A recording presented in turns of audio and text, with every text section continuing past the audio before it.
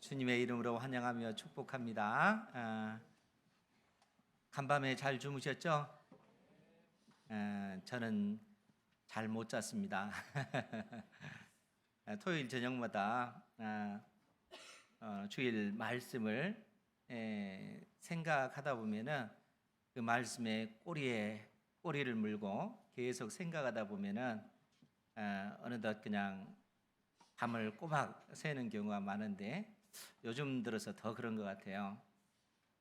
특별히 또 오늘 말씀을 통해서 하나님께서 주신 이 말씀의 의미가 무엇인지 여러분들도 좀 더 고민하고 그 말씀 속에 담긴 의미를 깨닫는 은혜가 있기를 주님의 이름으로 축복합니다.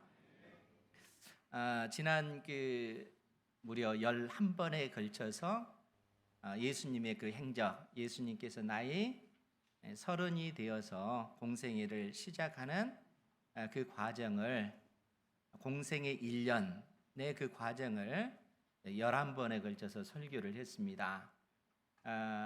그러니까 우리 주님께서 공생애 1년은 대부분 이제 이스라엘 남쪽 지역, 유대 지역에서 복음을 증거하셨고, 이제 그 공생의 1년 그 마무리 지을 즈음에 예수님께서 다시 갈릴리로 올라오셔서 공생의 2년의 그 사역에 들어가게 되어집니다.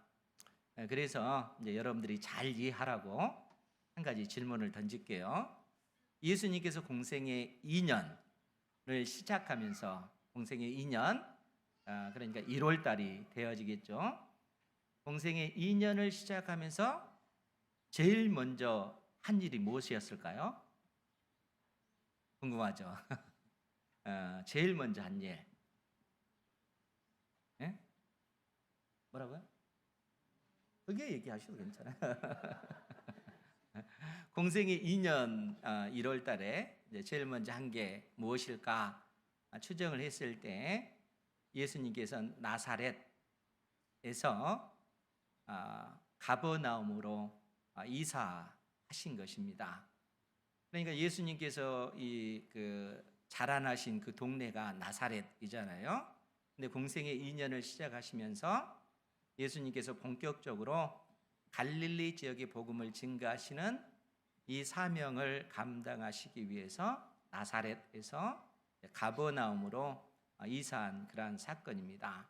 오늘 말씀이 그 내용을 담고 있는데, 그래서 12절 말씀을 우리가 살펴보면 예수께서 세례 요한이 잡히셨음을 들으시고 갈릴리로 물러가셨다가, 갈릴리로 물러가셨다가 이렇게 표현되어 있으니까 마치 갈릴리로 피신한 것처럼 그렇게 보여지잖아요.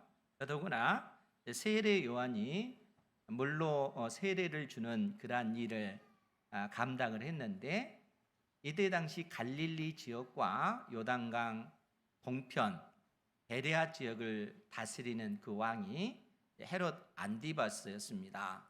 그리고 유대 지역과 사마리아 지역을 통치한 그 총독이 우리가 잘 아는 이 본디오 빌라도가 유대 총독으로서 사마리아 지역까지 통치를 하고 있는 때인 것이죠.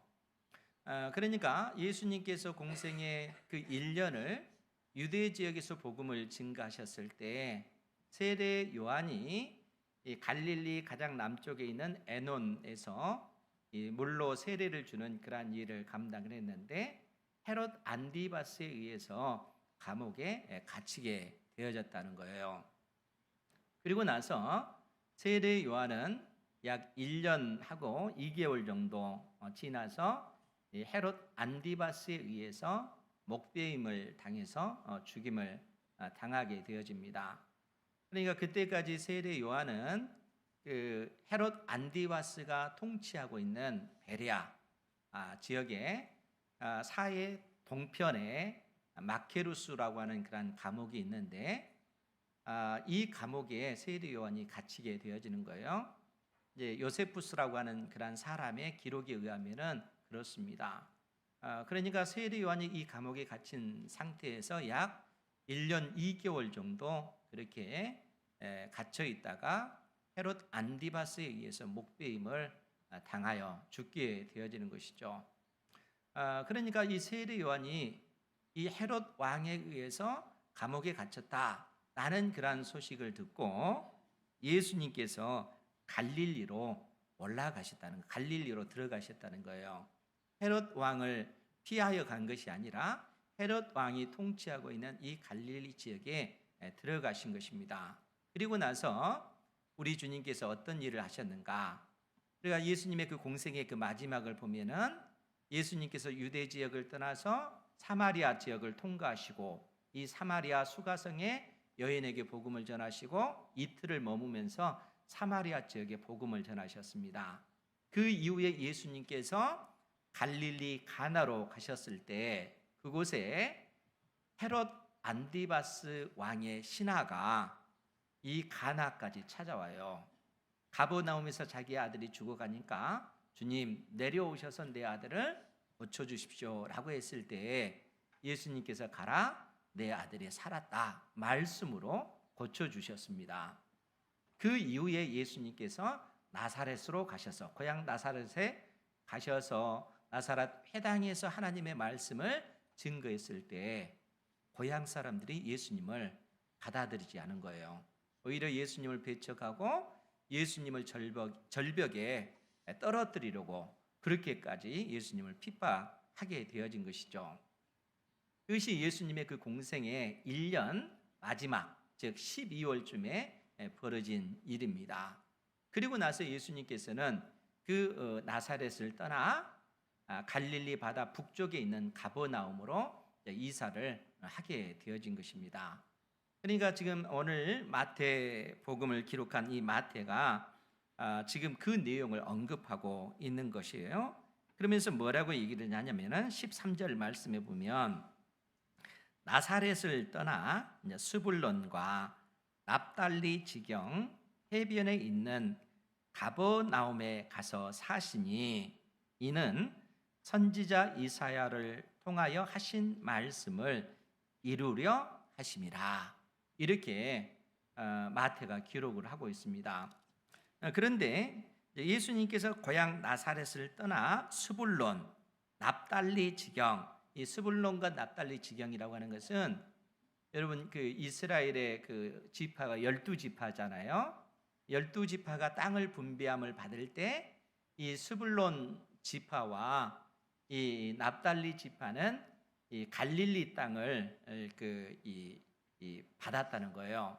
그러니까 이 예수님께서 자라나신 이 나사렛 역시 스불론 땅에 해당이 되어지고 예수님께서 이사 가신 그러한 그 곳인 가버나움은 이 납달리 지파들이 살고 있는 그러한 땅이라는 거예요.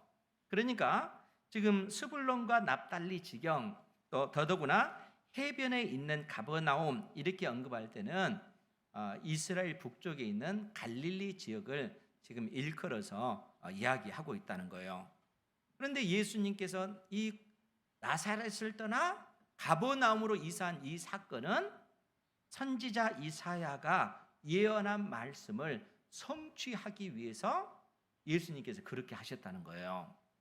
그것이 지금 성경이 우리에게 기록해주고 있는 알려주고 있는 그러한 내용이라 하는 거예요. 그러면은 이사야 선지자가 예언한 그 말씀이 무엇인가 하면 5절 6절 말씀을 보면요.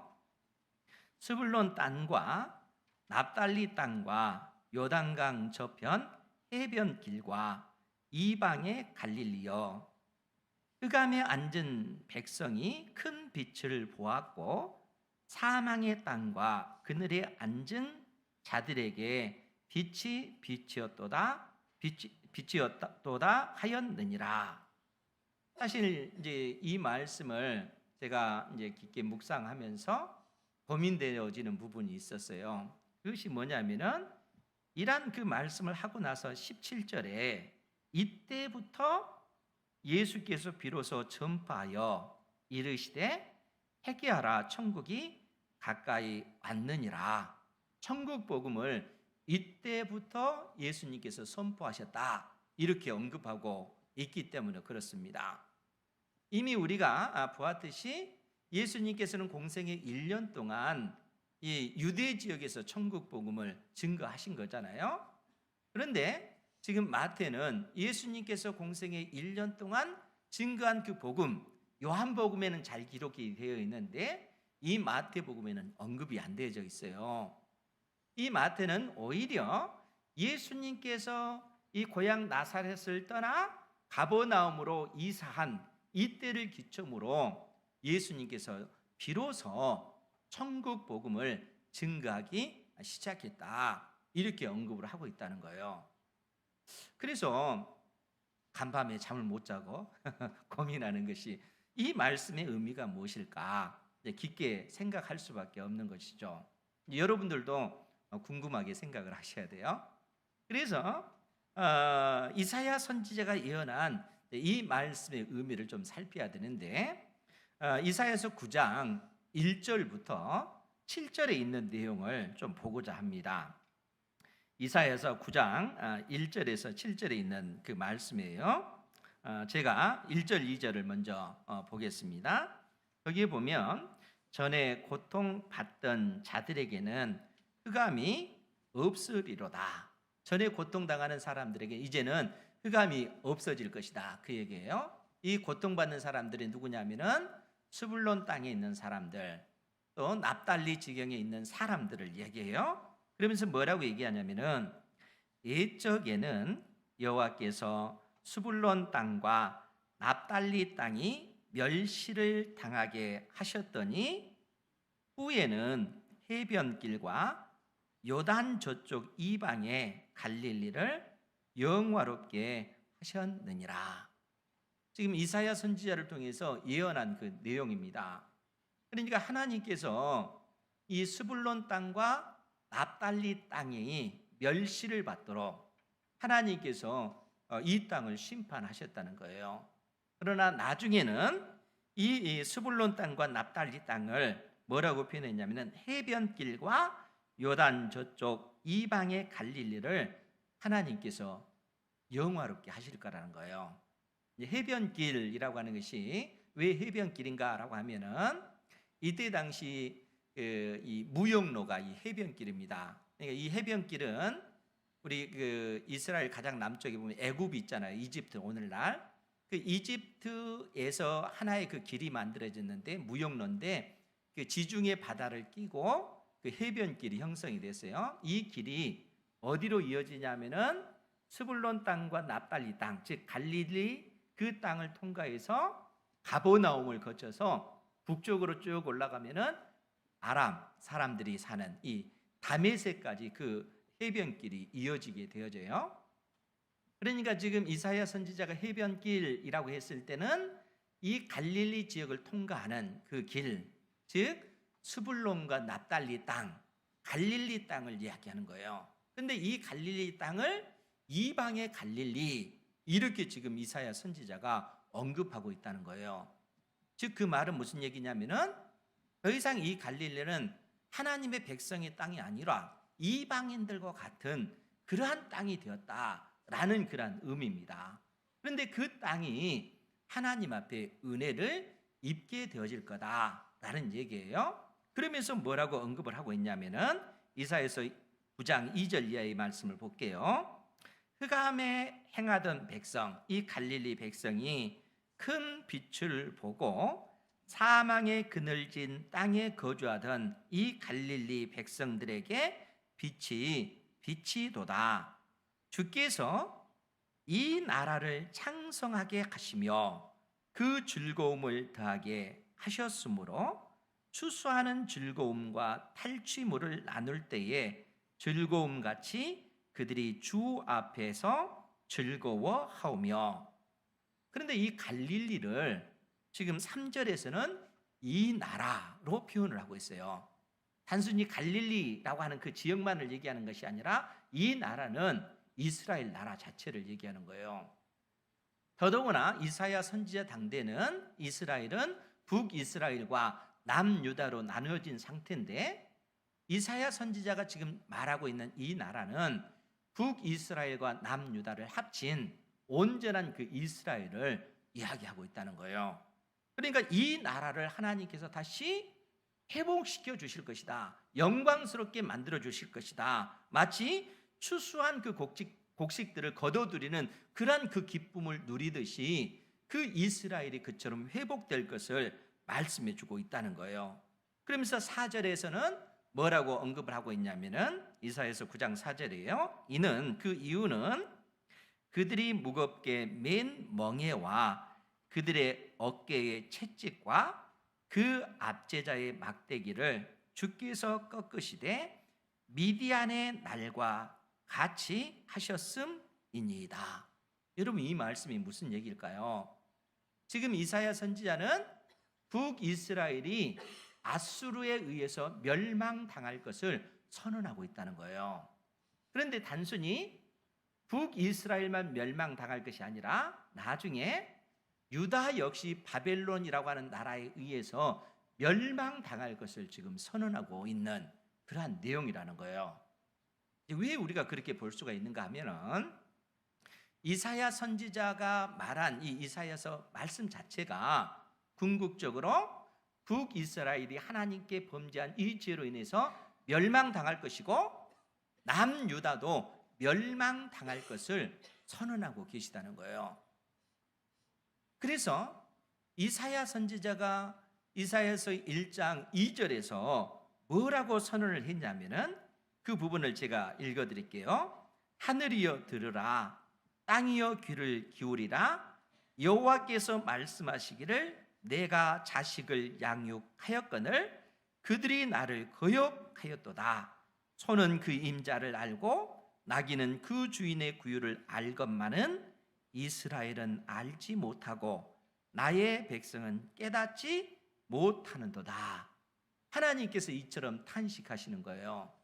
그러니까 이사야 선지자가 하늘과 땅을 증인으로 세우면서 지금 무슨 선을 하냐면은 하나님의 택한 백성 이스라엘이 하나님과 맺은 언약을 파기하고 하나님 대신에 우상을 섬기고 하나님께 소망을 두지 않고 우상에게 소망을 두고 이 나라에 소망을 두고 또 이스라엘이 의지할 만한 그 아수르 같은 그러한 나라를 의지하는 그 나라에 소망을 두는 이런 모습을 보여주고 있다는 거예요.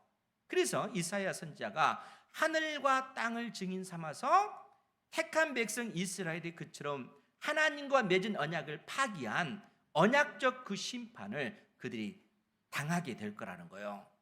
즉 이스라엘이 멸망당해서 이방 땅으로 포로로 끌려가게 될 것을 선언하고 있다는 거예요. 그런데 여러분, 더욱 놀라운 것은 뭔지 아세요?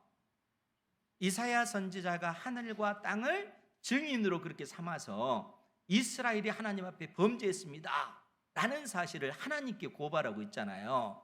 그런데 이러한 어떤 그 내용이 이사야 선지자가 만들어낸 것이 아니라 실상 약 700년 전에 모세가 이스라엘 백성들의 그 패역한 그 모습들을 보면서 주신 말씀이라는 거예요.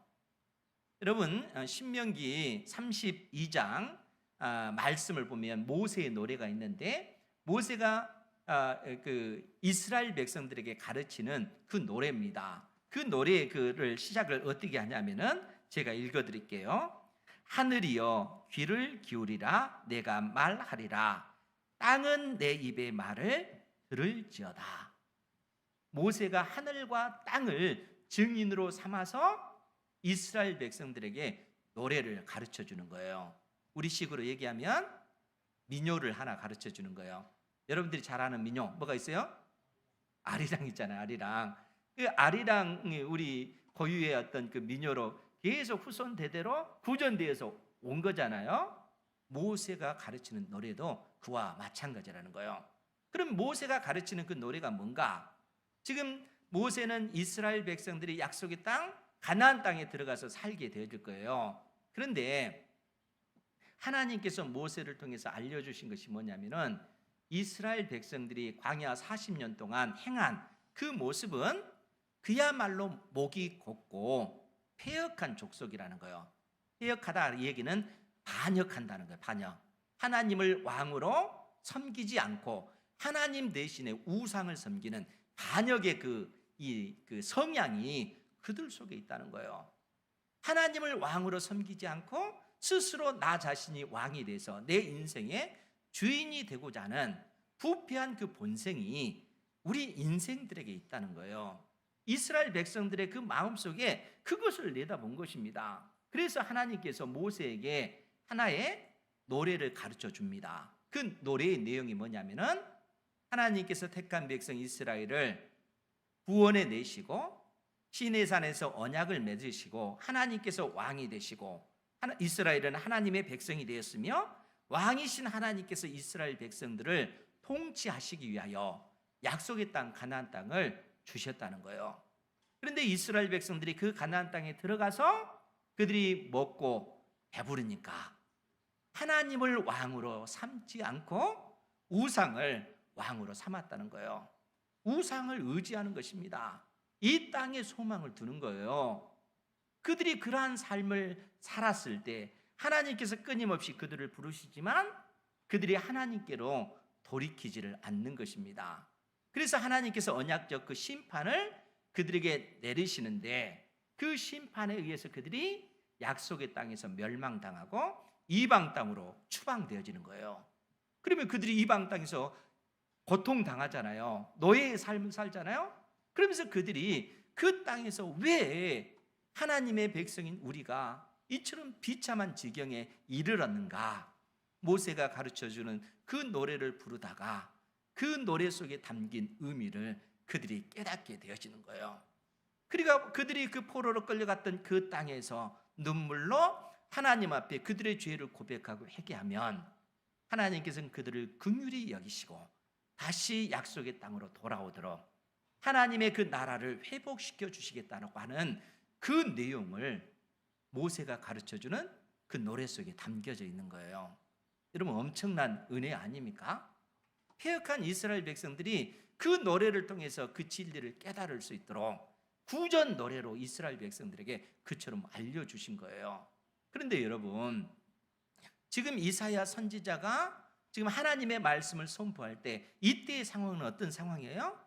북이스라엘과 남유다 두 나라 역시 하나님과 맺은 언약을 파기하고 하나님 대신에 우상을 왕으로 섬겨요. 또 이 나라들은 하나님 대신에 하나님을 의지하기보다는 아수르를 더 의지하는 거예요. 애굽을 더 의지하는 겁니다. 이 세상의 강대한 나라가 그들의 왕인 거예요. 이러한 상황이라는 거예요. 그래서 이사야 선지자가 무엇을 선언하는 거예요? 하늘이여 들으라, 땅이여 귀를 기울일지어다. 하늘과 땅을 증인 삼아서 모세가 가르쳐준 대로 이제는 하나님의 언약적 심판이 이 땅에 임할 수밖에 없음을 지금 선언하고 있다는 거예요. 그렇기 때문에 이사야서 9장 1절에 이적에는 여호와께서 스불론 땅과 납달리 땅이 멸시를 당하게 하셨더니 후에는 해변길과 요단 저쪽 이방의 갈릴리를 영화롭게 하셨느니라. 무슨 얘기예요? 지금 북이스라엘이 어떤 나라에 의해서 멸망당하는 겁니까?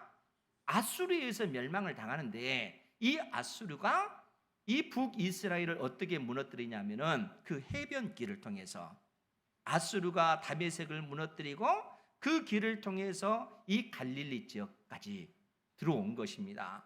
스불론 땅과 납달리 땅을 이 아수르가 무너뜨릴 뿐만 아니라 결국에는 북이스라엘을 다 멸망시키는 것입니다. 여기서 끝날까요? 이로부터 150년 후에 바벨론에 의해서 남유다 역시 멸망당하고 마는 것입니다. 그러니까 이 갈릴리 땅에 그 하나님의 진노의 심판이 임하는 것은 단순히 갈릴리 지역만을 의미하는 것이 아니라 온 이스라엘이 하나님의 진노의 심판을 받아 멸망당할 수밖에 없는 그러한 상황이 되었다는 거예요. 이방의 갈릴리여, 그 말은 하나님의 택한 백성들이 더 이상 하나님의 언약 백성이 아니라 이방인들과 같이 버려진 백성이요 흑암에 앉은 그러한 백성이 되고 말았다는 거예요. 사망의 그늘에 앉아있는 그 백성이 되고 만 것입니다. 그것이 이스라엘의 그 모습이라는 거예요. 그러면 여러분, 이렇게 되어지면 이스라엘에게 소망이 없을까요? 그런데 하나님께서 놀라운 그 약속을 해주고 계시죠.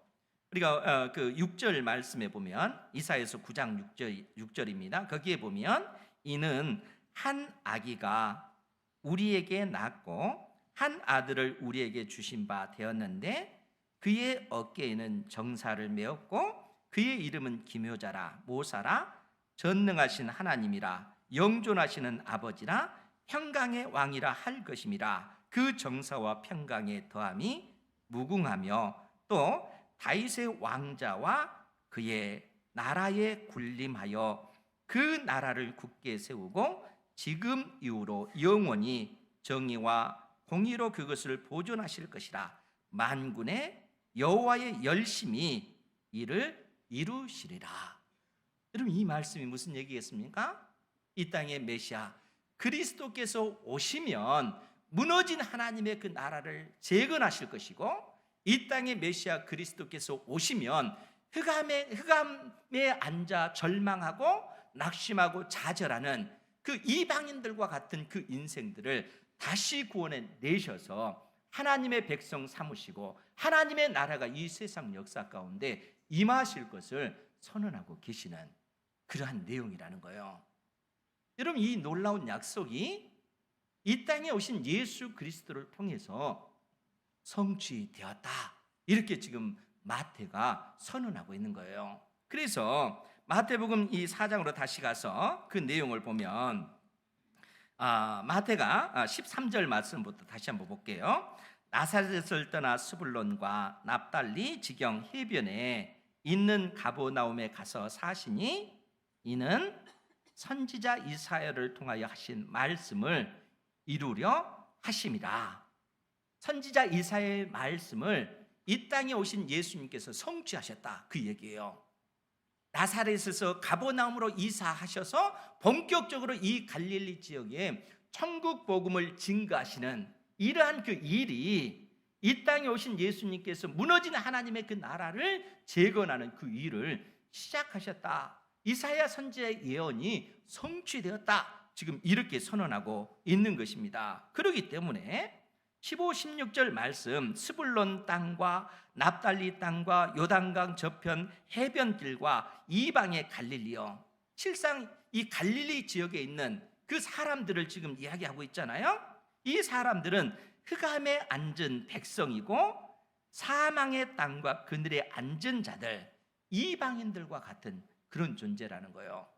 하나님의 백성이 아니라, 그런데 단순히 갈릴리를 지금 이야기하는 것이 아니라 제일 먼저 이 아수르에 의해서 이 북이스라엘이 멸망당할 때 제일 먼저 타격을 받았던 그 지역이 갈릴리이기 때문에 이 갈릴리를 통해서 온 이스라엘이 하나님 앞에 범죄한 그 죄로 인해서 멸망당했고, 더 이상 이스라엘은 하나님의 백성이 아닌 흑암 가운데 거한 그 백성이요, 사망의 땅과 그늘에 앉은 자들이 되고 말았다는 거예요.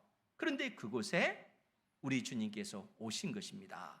그러면서 뭐라고 선언하셔요? 우리 17절 말씀 같이 한번 보겠습니다. 시작. 이때부터 예수께서 비로소 전파하여 이르시되 회개하라, 천국이 가까이 왔느니라 하시더라. 아멘.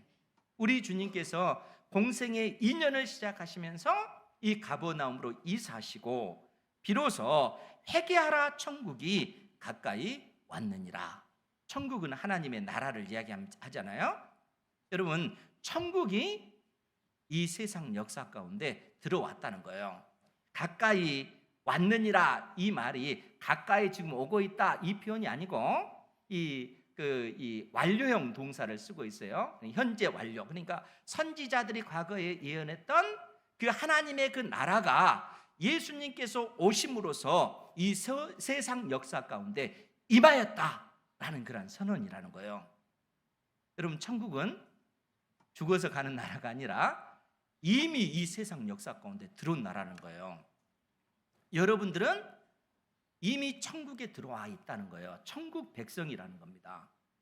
하나님의 나라의 백성이 되어진 거예요. 그러면 여러분, 우리가 어떻게 하나님의 나라, 천국 백성이 될 수 있을까요? 그것은 회개하라, 이 선언에 있다는 거예요. 회개한다는 말이 뭐겠어요? 감정적으로 우리가 후회한다, 이런 의미만 있는 게 아니에요. 나의 죄에 대해서 정말 애통해하면서 후회할 뿐만 아니라 지금까지 삶의 그 방향을 완전히 하나님께로 돌이키는 것입니다. 이 세상이 왕이었고 이 땅에 소망을 두었고 했던 그 모든 삶의 방향을 하나님께로 돌리는 거예요.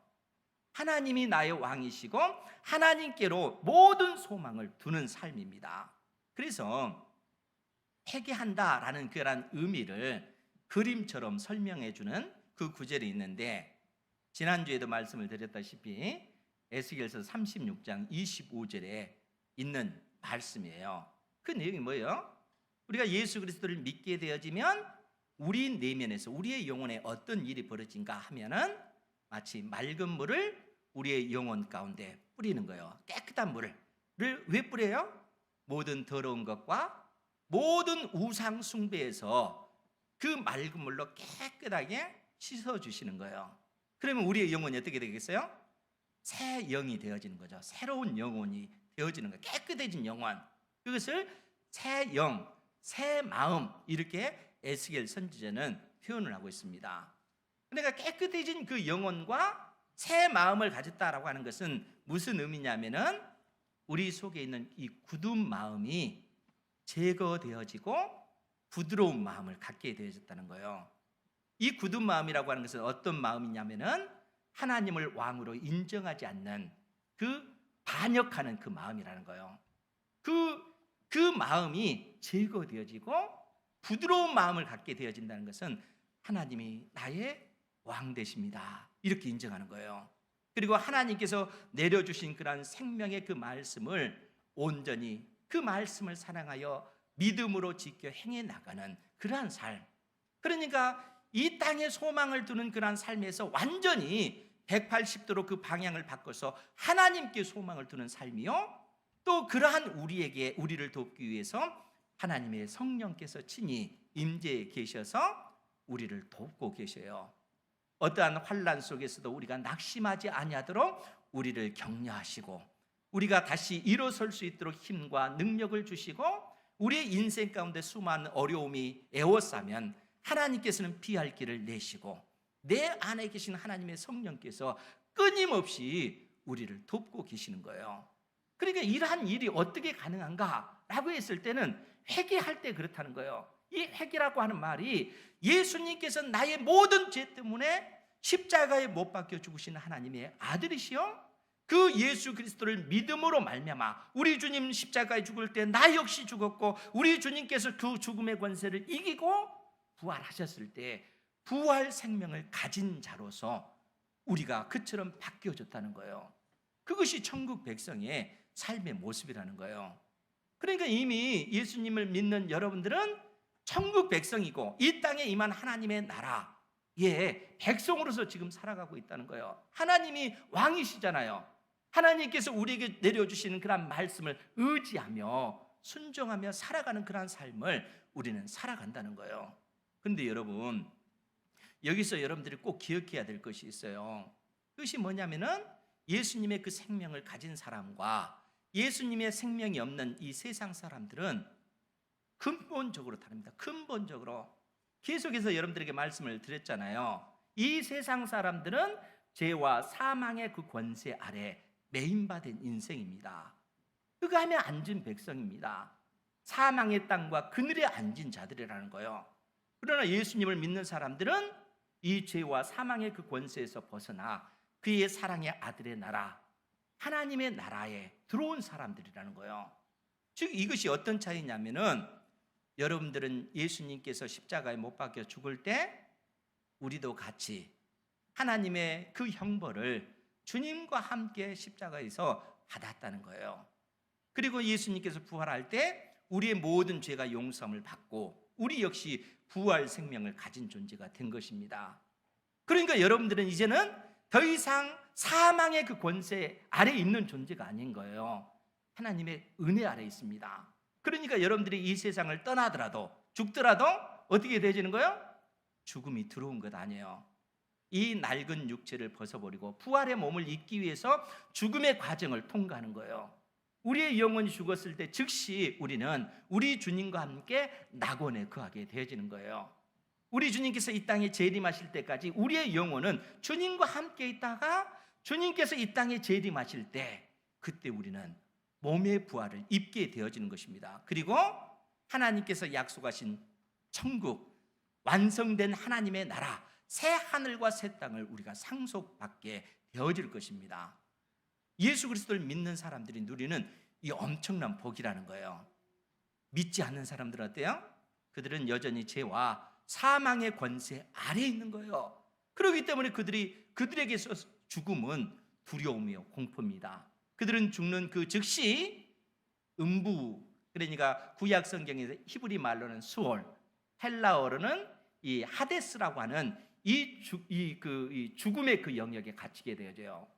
우리가 누가복음 이 16장에 보면은 부자와 나사로의 그 비유를 주님께서 설명해 주시잖아요. 부자는 이 음부, 이 하데스 이곳에 죽은 자의 영역에 가게 되어지죠. 그가 뭐라고 부르짖어요? 아브람 아버지 아브람이여 이렇게 외치면서 그가 하는 얘기가 뭡니까? 나는 이곳에서 이 불꽃 가운데 고통 가운데 있나이다. 나를 불쌍히 여겨주셔서 나사로를 보내사 그 손끝으로 그 물을 찍어서 내 혀에 적셔 주셔서 내가 시원할 수 있도록 그렇게 해주십시오 라고 얘기를 하잖아요. 그러니까 이 죽은 자들이 가는 그런 영역이라고 하는 것은 그 지옥의 고통이라는 거예요. 그런데 그들의 고통은 거기서 끝나지 않고 이 땅에 우리 주님께서 재림하실 때 그들 역시 몸의 부활을 입게 되어지는 거예요. 그리고 나서 그들이 들어갈 곳이 바로 영원한 그 지옥, 불못으로 일컬어지는 그곳에 게헨나라고 하는 그 지옥에 던져지게 되어진 겁니다. 그들은 부활의 몸을 입고 영원한 심판을 받게 되어지는 것입니다. 성경이 끊임없이 우리에게 이 진리를 가르쳐 주고 있는 거예요. 그러니까 예수 그리스도를 믿는 하나님의 자녀들은 어때요? 우리는 이 땅에서 지금 천국 백성으로 왕이신 하나님의 그 통치를 받으면서 지금 우리는 살아가고 있다는 거예요. 그렇기 때문에 주님께서 그 하나님의 나라, 무너진 그 하나님의 그 나라를 재건하는 그런 일, 하나님의 그 나라가 무너질 때 이 갈릴리 지역에서부터 무너졌잖아요.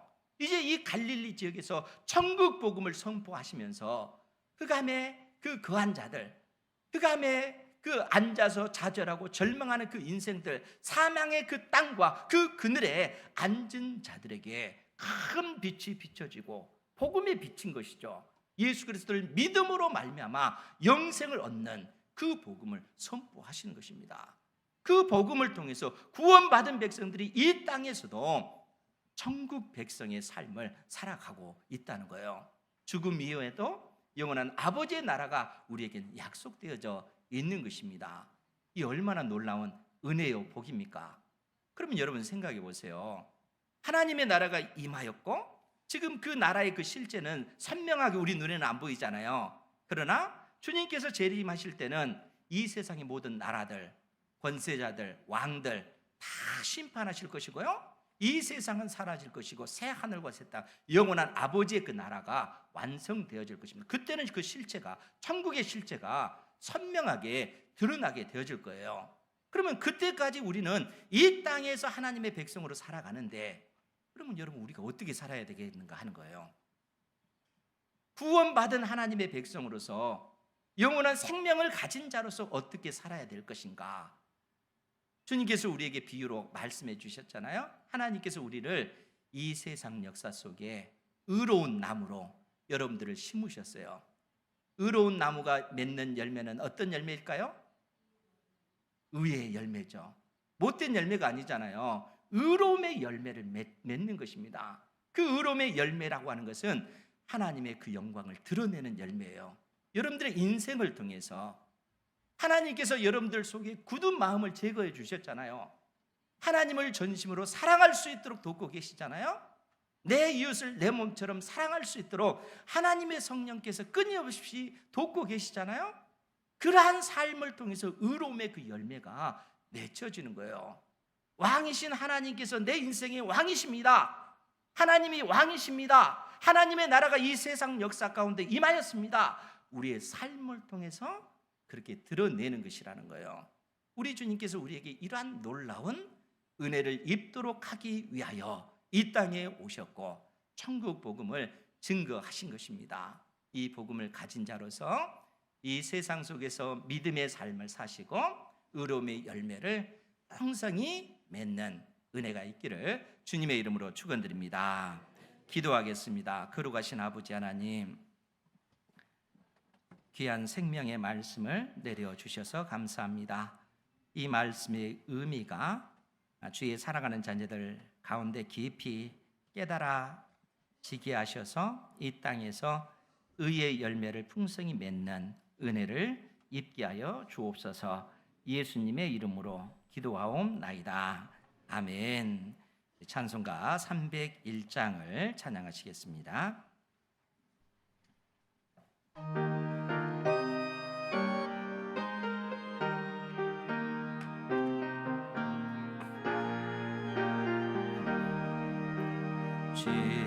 지금까지 지내온 것 주의 크신 은혜라.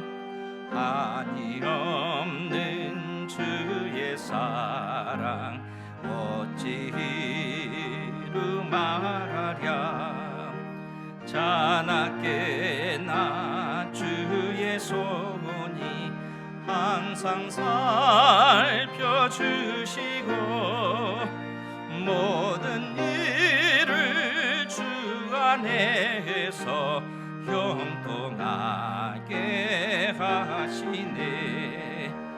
몸도 맘도 연약하나 세임 받아 살았네.